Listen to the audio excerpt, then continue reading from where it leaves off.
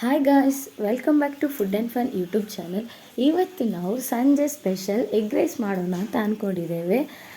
So ಈಗ ನಾವು ಹೇಗೆ ಮಾಡೋದು ಅಂತ ನೋಡ್ಕೊಂಡು ಬರೋಣ.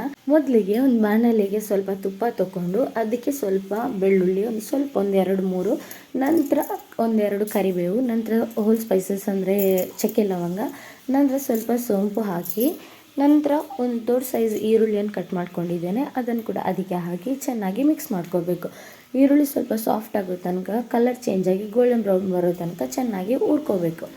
ಇದನ್ನು ನಾವು ಚೆನ್ನಾಗಿ ಫ್ರೈ ಮಾಡ್ಕೊಂಡ ನಂತರ ನಾವು ಕಟ್ ಮಾಡ್ಕೊಂಡಿರುವಂತಹ ಟೊಮೆಟೊವನ್ನು ಹಾಕಬೇಕು.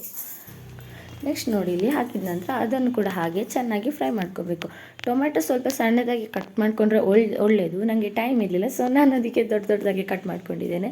ನೆಕ್ಸ್ಟ್ ನೋಡಿ, ಒಂದು ಪ್ಯಾನ್ಗೆ ಸ್ವಲ್ಪ ಎಣ್ಣೆ ಹಾಕ್ಬೋದು, ಅದು ಹಾಕದೇನೂ ಇರ್ಬೋದು. ಆಮೇಲೆ ಒಂದೆರಡು ಎಗ್ಗನ್ನು ಹಾಕಿ ಲೋ ಫ್ಲೇಮಲ್ಲಿ ಇಟ್ಟು ಅದು ನೋಡಿ ಈ ಥರ ಬೇಯೋ ತನಕ ಇಟ್ಟು, ನಂತರ ನಾವು ದೋಸೆ ಎಲ್ಲ ಯಾವುದ್ರಲ್ಲಿ ತೆಗಿತೇವೆ ನೋಡಿ ಆ ಸೌಟಲ್ಲಿ ಅದನ್ನು ಆಚೆ ಈಚೆ ಮಾಡಬೇಕು. ನೋಡಿ, ಸೌಟಲ್ಲಿ ಆಡಿಸ್ತಾ ಇರಬೇಕು. ಆಗ ಸ್ವಲ್ಪ ಅದು ಡ್ರೈ ಆಗ್ತಾ ಬರ್ತದಲ್ಲ, ನಂತರ ಅದನ್ನು ಸಣ್ಣ ಸಣ್ಣದಾಗಿ ಕಟ್ ಮಾಡ್ಕೋಬೇಕು.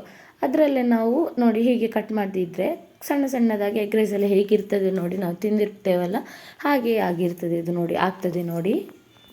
ಇದು ಚೆನ್ನಾಗಿ ಫ್ರೈ ಆಗಿದೆ ಅಂತ ಗೊತ್ತಾಗುವಾಗ ಅದು ಫುಲ್ ಡ್ರೈ ಆಗಿರ್ತದೆ. ನಂತರ ನಾವು ಫಸ್ಟೇ ಬಾಣಲೆಯಲ್ಲಿ ಅಂತ ಟೊಮ್ಯಾಟೊ ಈರುಳ್ಳಿ ಎಲ್ಲ ಹಾಕಿ ಫ್ರೈ ಮಾಡಿರ್ತೇವಲ್ಲ, ಅದಕ್ಕೆ ಇದನ್ನು ಹಾಕಿ ಚೆನ್ನಾಗಿ ಮಿಕ್ಸ್ ಮಾಡ್ಕೋಬೇಕು.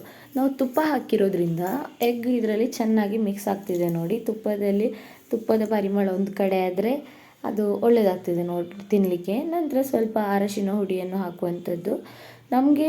ಮತ್ತು ಸ್ವಲ್ಪ ನಾವು ತುಪ್ಪನೇ ಹಾಕಬೇಕು ಅಂತ ಏನಿಲ್ಲ, ಅದು ನಮಗೆ ನಮ್ಮ ಇಷ್ಟ. ನಾವು ಅಡುಗೆಗೆ ತೆಂಗಿನ ಎಣ್ಣೆ ಅಥವಾ ನಾವು ಯಾವುದು ಆಯಿಲ್ ಉಪಯೋಗ ಮಾಡ್ತೇವೋ ಅದನ್ನು ಹಾಕುವಂಥದ್ದು. ನಾನು ಸಡನ್ನಾಗಿ ನನಗೆ ಅಲ್ಲಿ ತುಪ್ಪ ಕಾಣಿಸ್ತು ಕಣ್ಣಿಗೆ, ಅದನ್ನು ನಾನು ಹಾಕಿದ್ದೇನೆ ಅಷ್ಟೇ. ನೆಕ್ಸ್ಟ್ ಸ್ವಲ್ಪ ಗರಂ ಮಸಾಲವನ್ನು ಹಾಕಿದ್ದೇನೆ. ಆನಂತರ ಅದನ್ನು ಡ್ರೈ ಆಗಿ ಸ್ವಲ್ಪ ಚೆನ್ನಾಗಿ ಮಿಕ್ಸ್ ಮಾಡ್ಕೊಂಡಿದ್ದೇನೆ. ನಂತರ ಸ್ವಲ್ಪ ನೀರನ್ನು ಹಾಕ್ಕೋಬೇಕು. ನೀರು ಹಾಕ್ಕೊಂಡು ಕೂಡ ಹಾಗೆ ಚೆನ್ನಾಗಿ ಮಿಕ್ಸ್ ಮಾಡ್ಕೋಬೇಕು. ನೀರು ಹಾಕಿದ ನಂತರ ಇದು ನೋಡಿ ಡ್ರೈಯೇ ಫಸ್ಟ್ ಫ್ರೈ ಮಾಡ್ತಾ ಇದ್ದೇನೆ. ನೆಕ್ಸ್ಟ್ ನಾವು ಸ್ವಲ್ಪ ನೀರು ಹಾಕ್ಕೊಂಡು ಚೆನ್ನಾಗಿ ಮಿಕ್ಸ್ ಆಗಬೇಕು. ಇದೊಂದು ಕುದಿ ಬರುವ ತನಕ ಚೆನ್ನಾಗಿ ಮಿಕ್ಸ್ ಮಾಡ್ಕೊಬೇಕು. ನಂತರ ಒಂದು ಕುದಿ ಬಂತು ಅಂತ ಅಂದ ನಂತರ ನಾವು ಬೇಯಿಸ್ಕೊಂಡಿರುವಂತಹ ಅನ್ನವನ್ನು ಹಾಕುವಂಥದ್ದು, ರೈಸ್. ಈಗ ನೋಡಿ, ನಾನು ಅನ್ನಕ್ಕೆ ಬೇಯುವಾಗಲೇ ಉಪ್ಪು ಹಾಕ್ಕೊಂಡಿದ್ದೇನೆ. ಕೆಲವೊಬ್ರು ಏನು ಮಾಡ್ತಾರೆ ಒಟ್ಟಿಗೆ ಕೂಡ ಹಾಕೋಬೋದು. ನಾವು ಮಸಾಲಕ್ಕೆ ಎಷ್ಟು ಬೇಕು ಅಷ್ಟನ್ನು ಹಾಕಿದರೆ ಸಾಕಾಗ್ತದೆ, ರುಚಿಗೆ ತಕ್ಕಷ್ಟು.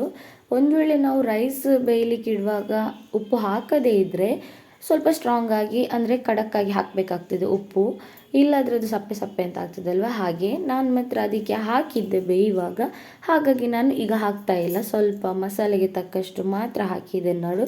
ನಂತರ ಇದನ್ನು ಚೆನ್ನಾಗಿ ಮಿಕ್ಸ್ ಮಾಡ್ಕೋಬೇಕು ನೋಡಿ.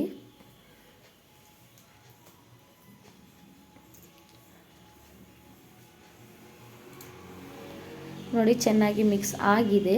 ನೆಕ್ಸ್ಟ್ ಮಿಕ್ಸ್ ಮಾಡಿದ ನಂತರ ನಾವು ಕಟ್ ಮಾಡಿಟ್ಟಿರುವಂತಹ ಕೊತ್ತಂಬರಿ ಸೊಪ್ಪನ್ನು ಕೂಡ ಹಾಕಿ ಚೆನ್ನಾಗಿ ಮಿಕ್ಸ್ ಮಾಡ್ಕೋಬೇಕು. ನೋಡಿ, ಈಗ ಇವತ್ತಿನ ಕ್ವಿಕ್ ಮತ್ತು ಈಸಿ ರೆಸಿಪಿ ರೆಡಿಯಾಗಿದೆ. ಇವತ್ತಿನ ನಮ್ಮ ಸುಲಭವಾದ ಎಗ್ ರೈಸ್ ನಿಮಗೆ ಇಷ್ಟ ಆಗಿದರೆ ನಾವು ಮಾಡೋ ರೀತಿಯಲ್ಲಿ ನೀವು ಕೂಡ ಟ್ರೈ ಮಾಡಿ. ಹಾಗೆ ನಮ್ಮ ಚಾನಲನ್ನು ಯಾರೆಲ್ಲ ಸಬ್ಸ್ಕ್ರೈಬ್ ಮಾಡಲಿಲ್ಲ ಸಬ್ಸ್ಕ್ರೈಬ್ ಮಾಡಿ, ಲೈಕ್ ಮಾಡಿ, ಶೇರ್ ಮಾಡಿ, ಕಮೆಂಟ್ ಮಾಡಿ. Thank you, bye.